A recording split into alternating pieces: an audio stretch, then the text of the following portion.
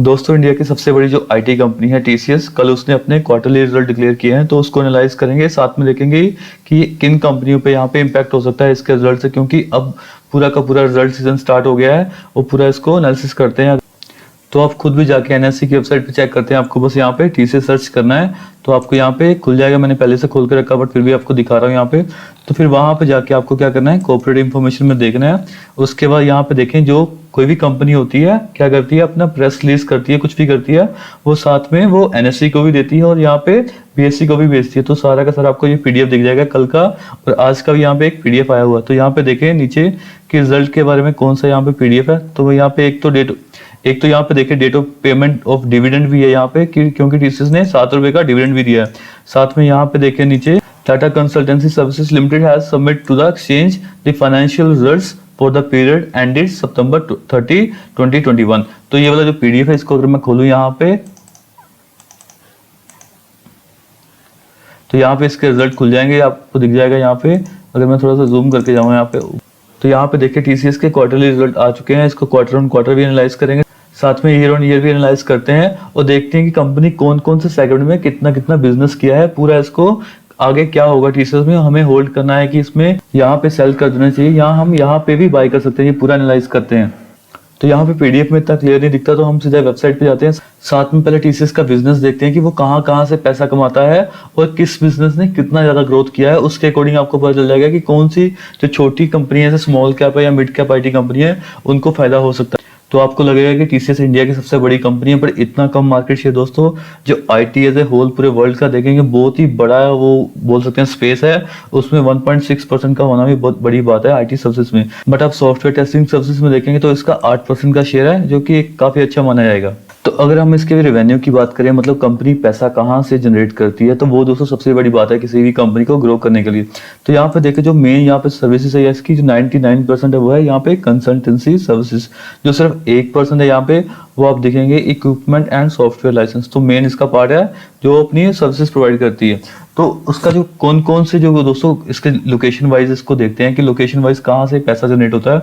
तो सबसे ज्यादा है वो यूएस से करती है, बने कि यहाँ पे ऑलमोस्ट 50% जो टीसीएस का सेल है वो यूएस से आता है। उसके बाद आ रहा है यूके, तो यहाँ पे ऑलमोस्ट 15.6% है। फिर उसके बाद आ रहा है यहाँ पे एक्सटेंडेड यूके, मतलब इसका यूरोप बोल सकते हैं, 16.3%।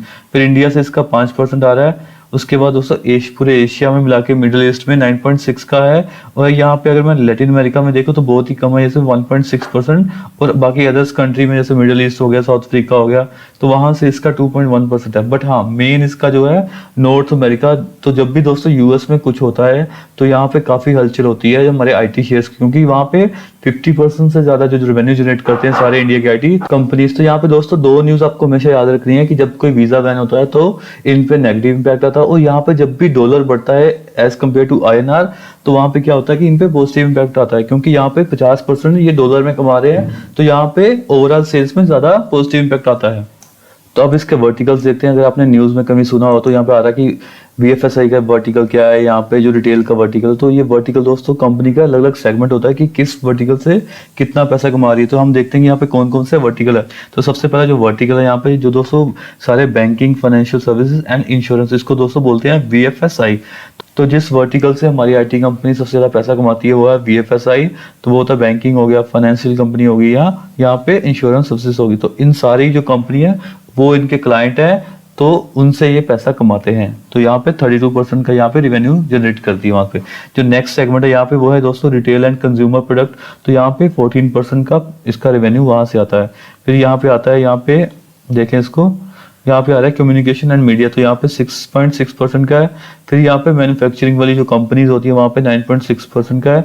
फिर यहाँ पे आ रहा है जो life science and health care, मतलब आप बोल सकते हैं फार्मा के साथ जो भी लाइसेंस की कंपनी है, इनके भी क्लाइंट है वो, तो 9.8% वहां से आ रहा है। उसके बाद टेक्नोलॉजी एंड सर्विसेज से यहाँ पे 8.7% आ रहा है। और जो बाकी रीजनल मार्केट है, इंडिया का मार्केट है, बाकी अदर जो भी है, टोटल मिला के वो 19% है। तो मेन इसका आपको सेगमेंट याद रखना है हमेशा से, वो क्या है, वीएफएसआई। यहाँ पे 32% तक का सेल आता है। तो अब यहाँ पे टीसीएस के क्लाइंट्स का डेटा देखते हैं कि किस क्लाइंट से कितना $1 मिलियन ये कमाती है। तो यहाँ पे देखें, यहाँ पे पड़े $1 $1 मिलियन क्लाइंट्स। तो यहाँ पे क्या रहा है कि इन क्लाइंट से ये $1 मिलियन से ज्यादा कमाती है। वो यहाँ पे जो ओवरऑल क्लाइंट का 45% है, तो $1 मिलियन यहाँ पे हो गया दोस्तों 7.5 करोड़ से ज्यादा। तो यहाँ पे जो ओवरऑल 100% दोस्तों क्लाइंट में जो 45% दोस्तों क्लाइंट है उनसे ये 7.5 करोड़ कमा रही है एनुअली। तो उसके बाद यहाँ पे आ रहा है कि जो इसके $5 मिलियन क्लाइंट्स है, तो वो यहाँ पे आ रहा है 23.43%। तो यहाँ पे $5 मिलियन दोस्तों आपको 75 से मल्टीप्लाई कर लेंगे तो उतना आपको मिल जाएगा, तो ऑलमोस्ट यहाँ पे 40 करोड़ तक आ जाएगा ये। तो उसके बाद जो दोस्तों इसके जो $10 मिलियन क्लाइंट्स है वो उसका जो रेशियो आ रहा है यहाँ पे परसेंटेज में वो आ रहा है ऑलमोस्ट 16%। इसके जो $10 मिलियन यहाँ से कमाती है। उसके बाद दोस्तों यहाँ पे आ रहा है $20 मिलियन, इसके 9.39% है। उसके बाद जो आ रहा है $50 मिलियन के भी इसके दोस्तों क्लाइंट्स है वो आ रहा है यहाँ पे 4.16%। और लास्ट में दोस्तों यहाँ पे आ रहा है कि जिसके $100 मिलियन के क्लाइंट है, तो 2% के क्लाइंट वो हैं जिनसे ये $100 मिलियन दोस्तों बहुत बड़ा अमाउंट हो गया। तो उसको मैं बोल सकता हूँ कि 750 करोड़ रुपया हो गया इन क्लाइंट से कमाती है कंपनी।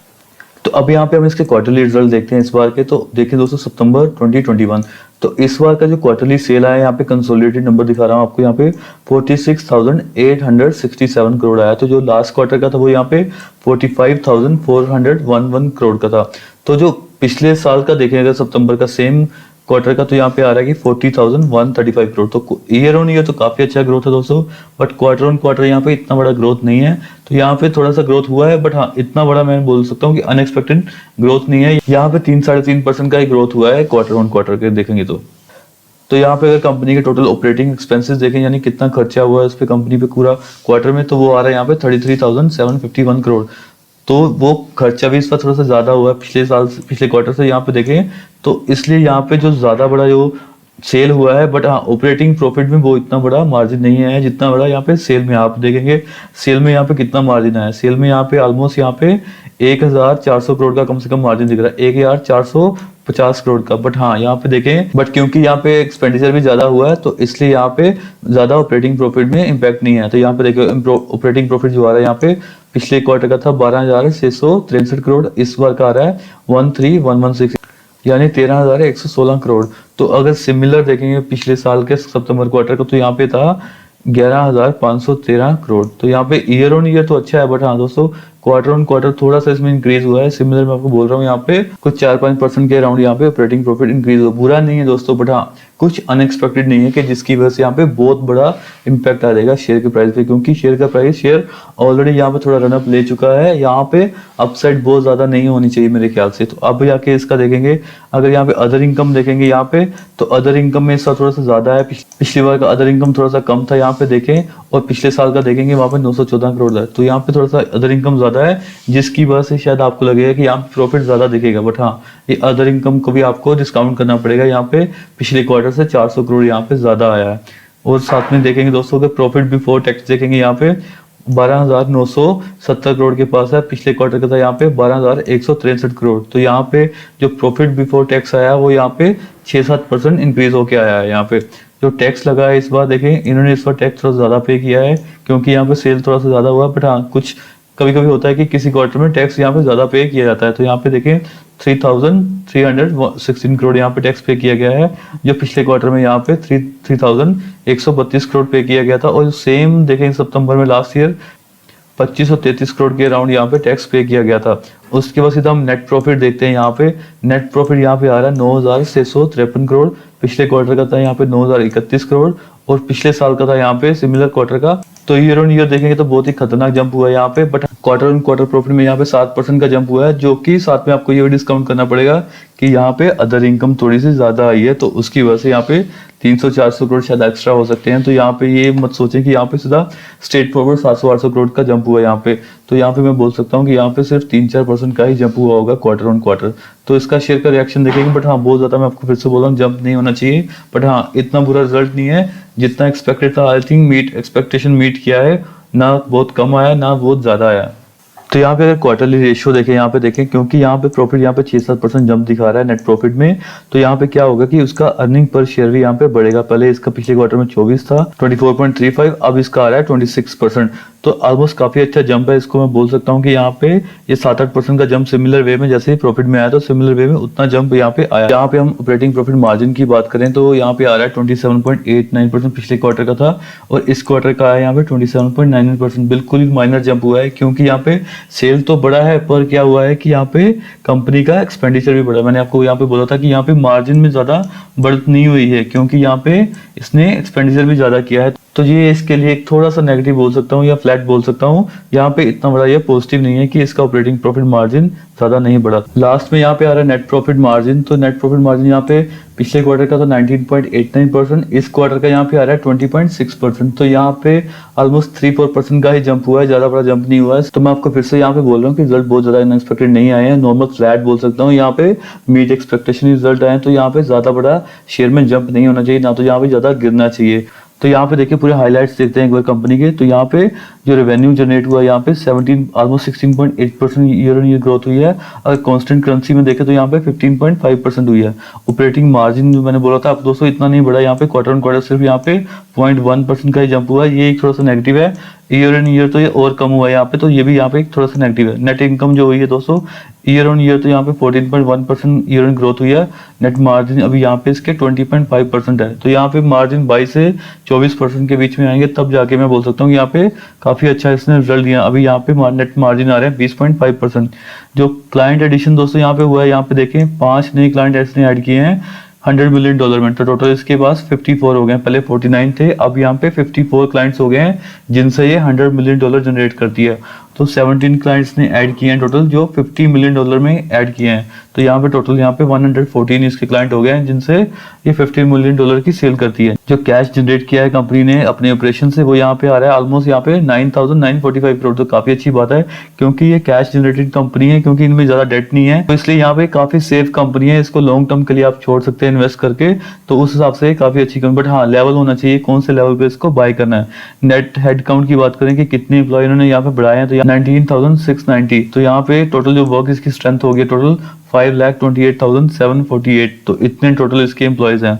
तो अगर आप देखें यहाँ पे वुमेन एम्प्लॉय यहाँ पे ऑलमोस्ट 36% है, और टोटल देखें 157 नेशनलिटीज के यहाँ पे लोग हैं यहाँ पे। फिर यहाँ पे देखें अपने एम्प्लॉयज को ये साथ साथ ट्रेन भी कर रहे हैं यहाँ पे। फिर यहाँ पे देखें जो कंपनी का एट्रिशन रेट है यहाँ पे अपनी इंडस्ट्री में लोएस्ट आईटी में यहाँ पे 11.9% है।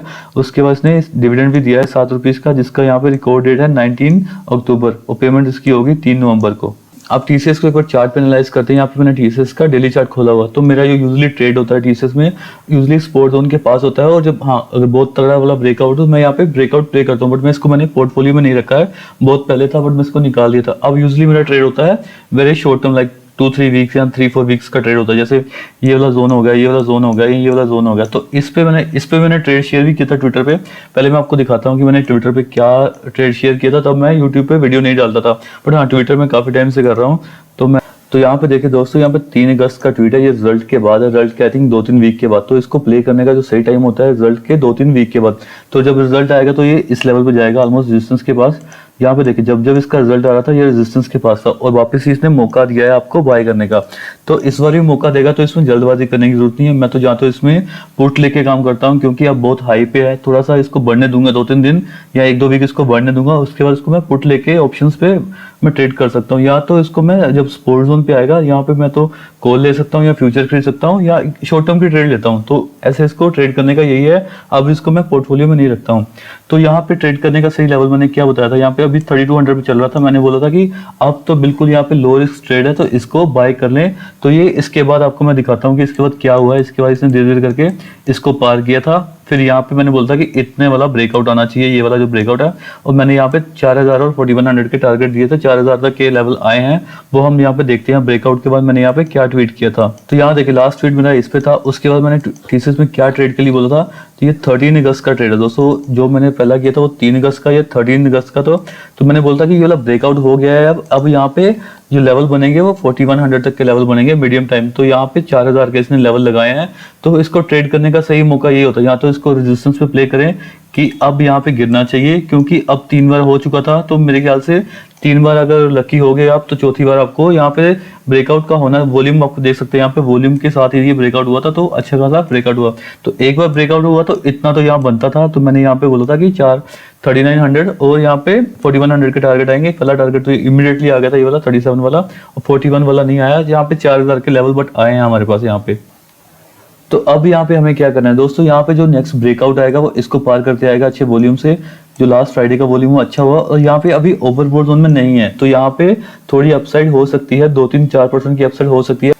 तो अगर तो ये 4000 को अच्छे से क्रॉस करे वॉल्यूम के साथ, तो यहाँ पे एक लॉन्ग कॉल लिया जा सकता है जब तक ये यहाँ पे 80-85 तक ना जाए। तो 80-85 पे हम यहाँ पे प्रॉफिट बुक कर लेंगे। उसके बाद दोस्तों आपको क्या करना है, सही स्ट्रेटजी होगी इसकी 1-2 वीक के बाद। परफेक्ट स्ट्रेटजी आपको बोल रहा हूँ, यहाँ पे हमें पुट के साथ करना है काम। और यहाँ आपको बोल सकता हूँ कि नेक्स्ट मंथ का पुट ले लें। जैसे यहाँ पे देखा होगा कि यहाँ पे ज्यादा था रिजल्ट के टाइम पे, उसके बाद यहाँ पे देखें एटलीस्ट यहाँ पे 8-9% का करेक्शन दिखाता है, क्योंकि मार्केट अभी ऑल टाइम हाई पे है। तो यहाँ पे हमें ये मौके ढूंढने कि हम कहाँ से प्रॉफिट कमाना है। तो मेरे ख्याल से जो मेरी स्ट्रेटजी यहाँ पे रहेगी वो रहेगी कि इसको मैं देखूंगा कि कब तक यहाँ पे बढ़ता है, ये 41-4200 तक जाता है, 4300 तक जाता है, जब तक 1-2 वीक में। तो उसके बाद जो मेरा स्ट्रेटजी होगा, नेक्स्ट मंथ का एक पुट ले लूँ कि यहाँ से स्टॉक थोड़ा सा गिरना चाहिए, क्योंकि अब रिजल्ट के बाद यहाँ पे इसकी एक्टिविटी बहुत कम हो जाएगी। मैंने देखा है कि रिजल्ट के बाद यूजुअली 1 वीक के बाद यहाँ पे काफी स्टॉक यहाँ पे गिरते हैं। मैंने देखा 70-80% आपने यूजुअली देखा होगा कि अगर रिजल्ट बहुत ज्यादा अच्छा ना आया, यहाँ पे मीट एक्सपेक्टेशन के साथ रिजल्ट हो, तो वहां पे स्टॉक थोड़ा सा कंसोलिडेशन करेगा थोड़े 1-2 वीक के बाद। बट हाँ, जो पोर्टफोलियो में होल्ड करते हैं और जिनका यहाँ पे लंबा व्यू है, तो वो इसको होल्ड करें, क्योंकि ये कांस्टेंट ग्रोइंग कंपनी है। यहाँ पे 20-25% एनुअली आपको इजीली मिल गया है, क्योंकि लास्ट ईयर इसने ज्यादा रिटर्न दिया। बट हाँ, अब वो वैसा कोविड वाला रिटर्न नहीं मिलेगा, यहाँ पे आपको 20-25-30 इससे ज्यादा रिटर्न नहीं मिलेगा एनुअली। तो यहाँ पे देखें, अब जो नया बेस इसका 3700 के पास है, 3750 के पास, इसको तोड़ेगा तो मैं एक्सपेक्ट करूंगा कि इस लाइन पे आना चाहिए, इसको 3500 की लाइन पे ये आना चाहिए ऐसे करके। अगर ये तोड़ेगा, इसको तोड़ते ही यहाँ पे ब्रेकडाउन होगा, यहाँ पे मेरी एक नई यहाँ पे एक ट्रेड बन सकती है, जो मैं इसको 3700 यानी यहाँ पे 5-6-7% के लिए इसको प्ले किया जा सकता है। तो ये दोस्तों ये पूरा टीसीएस का मैंने आपको बता दिया कि आपको इसको कैसे प्ले करना है। साथ में दोस्तों आपको एक एडवाइस दूंगा यहाँ पे कि काफी लोग मैंने देखा है कि जो रिटेलर्स होते हैं वो टीवी पे देख के साथ साथ ट्रेड करते हैं, कि अब जैसे कोई स्क्रीन पे रिजल्ट आता है तो उसमें बताया था कि इसका इतना % प्रॉफिट हो गया, इतना % क्वार्टरली बढ़ गया। तो जैसे वो ट्रेड लेते हैं वो थोड़ा सा बढ़ता है, बट इमीडिएटली स्टॉक नीचे गिरता है। जो आप जब लेते हैं तो वो आपका नीचे ही गिरता है। तो टीवी पे देख के रिजल्ट को स्पेशली प्ले ना करें। आपको ये पता होना चाहिए कि टीवी स्क्रीन पे रिजल्ट फ्लैश करने से पहले ही काफी लोगों को रिजल्ट पता होता है, तो इसलिए सिर्फ टीवी स्क्रीन पे देख के ये रिजल्ट प्ले ना करें। आपने देखा होगा जी बिजनेस हो गया या यहाँ पे CNBC हो गया, तो वहां पे रिजल्ट के साथ साथ अपडेट देते हैं कि इसका इतना प्रॉफिट हो गया, इसका इतना ये हो गया। तो लोग यहाँ पे काफी मैंने देखा है कि स्टॉक यहाँ तो स्पाइक करता है ऊपर या नीचे गिरता है, तो वो ऐसा प्ले ना करें उसको दोस्तों। आप यहाँ पे 10 में से 9 बार तो लॉस खाएंगे, एक बार आप लकी हो सकते हैं, बट ऐसे आप कभी लाइफ में पैसा नहीं कमा पाएंगे कॉन्स्टेंटली। तो वो मैं आपको एडवाइस करूंगा कि वो उस ट्रेड में ना फंसे। आप एक कांस्टेंट अच्छा लर्निंग बेसिस पे अपना कॉन्फिडेंस से इसको ट्रेड करें, तभी जाके आप लॉन्ग टर्म में पैसा कमा पाएंगे। तो दोस्तों ये था मेरा पूरा एनालिसिस टीसीएस पे, साथ में उसके रिजल्ट पे। अगर आपको ये वीडियो अच्छा लगे तो प्लीज लाइक और शेयर करें और चैनल को सब्सक्राइब कर लें। Thank you.